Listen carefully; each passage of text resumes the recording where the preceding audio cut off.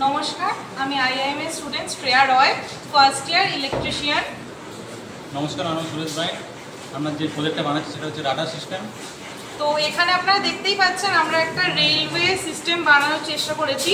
এখানে railway track আছে, এখানে আমরা ট্রেনের একটা এক্সাম্পল মতো মডেল ছোট্ট করে একটা দেওয়ার চেষ্টা করেছি।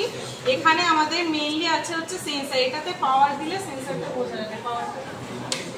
এই যে এইখানে দেখতেই পাচ্ছেন, এখানে যখনই আমরা পাওয়ার দিচ্ছি এর মাধ্যমে সেন্সরটা রোটেট করছে। এর মাধ্যমে যদি আমাদের পাহাড়ি এলাকা হোক, কোনো এলাকা হোক, রাতের বেলা হোক, কুয়াশার মধ্যে হোক, এই জিনিসটা কি করে সেন্সরের মাধ্যমে আমাদের যে সার্কিটটা আছে তার মাধ্যমে আমরা কোনো যদি অবজেক্ট কোনো রকম যাই আসুক সেটাকে আমরা ডিটেক্ট করতে পারবো। কুয়াশার মধ্যে অনেক এনিমেলসদের অনেক সময় ট্রেন অ্যাক্সিডেন্ট হয়, অনেক রকমের ট্রেন অ্যাক্সিডেন্ট হয়।